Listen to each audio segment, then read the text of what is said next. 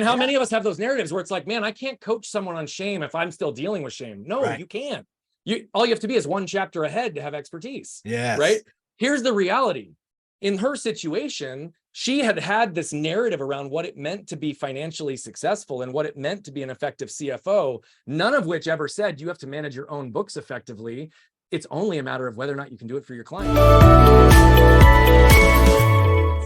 So talk to us about this trash. Talk to us about like how you are able to find people's trash, or where do you maybe even see the most prevalent trash with high performers? I deal a lot with high performers. I talk about this all the time, right?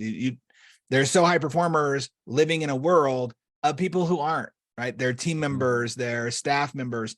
They're not high performers, and it freaks them out because they don't know how to deal with that. So talk to me about what you see the most of.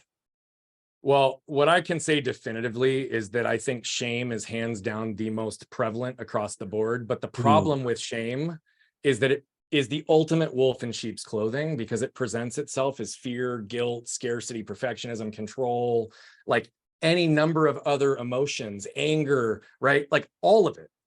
And shame covers so many different perspectives. And there's two narratives to shame that most people aren't aware of. This is why I didn't know I had shame for so many years, because the first narrative that most people associate is I'm not worthy and I'm not good enough.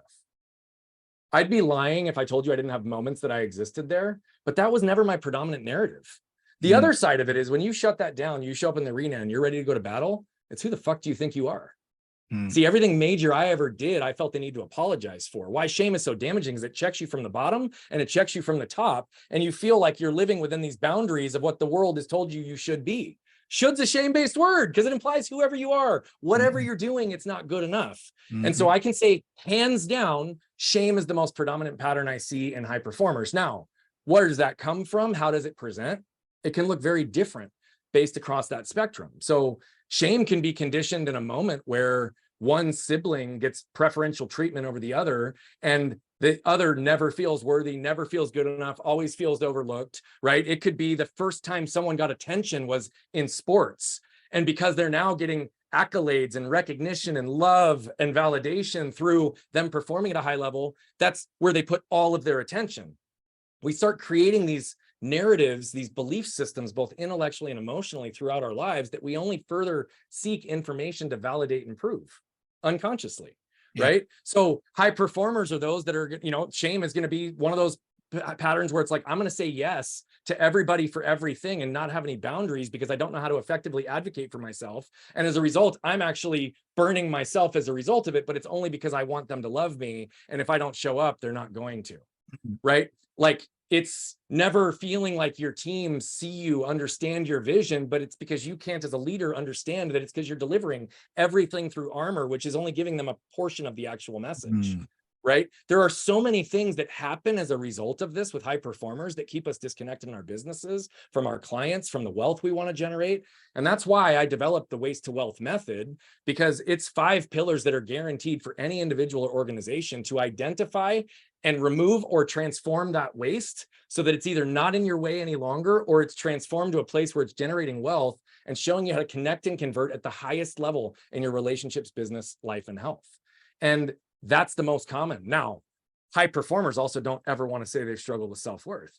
High performers often in that position are some of the last to want to actually dig into emotions.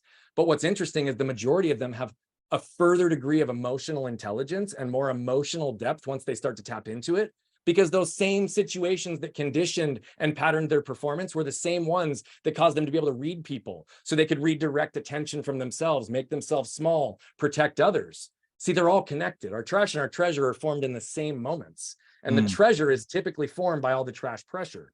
But we've got to alleviate the pressure and get to the source or sources before we can really start to move.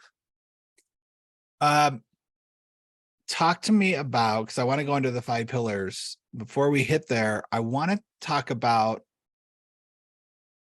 the shame around, or how shame shows up with imposter syndrome. Because this is something we hear a lot, or I hear a lot about when it comes to, and I mean, I've heard actors talk about being on the set thinking they're going to get fired any day, and they end up being an Academy Award. All the way down to your CEOs who are like, are they going to figure out, I don't know what the hell I'm doing, right? So that shame cycle around imposter syndrome, I think, is really an important touchstone for us to really think about. It is. And you kind of touched on it a few times. Where do you see that showing up with people when it comes to imposter syndrome? So again, I think it can look a lot different depending on who and how it's coming out. But I'll give you an example, right? It's a CFO who runs her own financial advisory firm, for lack of a better term. She does accounting, more controller work, and like a rent a CFO type services for a lot of small businesses. Okay. She came from the big four accounting world. She knows her shit inside and out. She knows tax codes. She knows accounting. This woman is brilliant. She has it all, but she'd never built a business before. So when she left the big four accounting firm and she's starting to build her own practice, she's been generating all these clients. But over the course of the first 3 to 4 years, she had created so much debt and mismanaged the way she was leveraging her growth so effectively that her credit score was wrecked. And she's all of a sudden sitting here like, holy shit, I have imposter syndrome. Why is anybody going to hire me if I can't even take care of my own? Yeah, totally. That makes sense. Right. And how many of us have those narratives where it's like, man, I can't coach someone on shame if I'm still dealing with shame. No, you can't. All you have to be is one chapter ahead to have expertise. Yes. Right. Here's the reality. In her situation, she had had this narrative around what it meant to be financially successful and what it meant to be an effective CFO, none of which ever said you have to manage your own books effectively. It's only a matter of whether or not you can do it for your clients. So here's the narrative that we helped her step into and flip. We knew that the root was connected to her parents' relationship with money that's patterned forward to her. We knew where the shame came from, but her fear was, man, if all my clients know that my credit score is wrecked and my books have been wrecked for the last 3 to 4 years, they're all going to fire me. And I said, no. In fact, they're going to lean into you even more because you have more credibility, more understanding on the real cash flow issues that most business owners will face at some point in their world.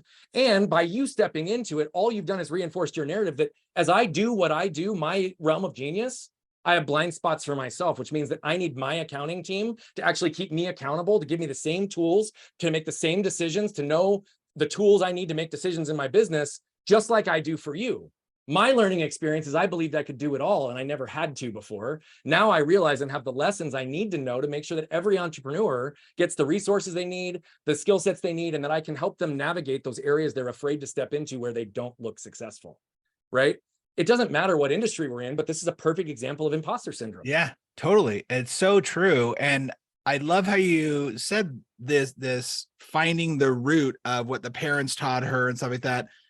Do you find that there's either a, like, I'm going to blame everything on my parents, or I don't want to look at that with my parents type? Oh, it's totally both. And it's typically one side or the other, depending on what the relationship is. Yeah. But what I find is even in the ones that are loyal and want to protect their parents, very frequently we still find patterns that doesn't mean their parent was a bad parent. Right. It's that their intent was good, but they did the best they could in the time. And so part of that process and reestablishing even the understanding of self is knowing how to navigate some of the repair from historical situations, right? And how do we do that, right? So, I mean, I can sit here today and tell you for a fact that some of my anger came as a result of what I was protecting with my arm, some of the physical pain that I carried.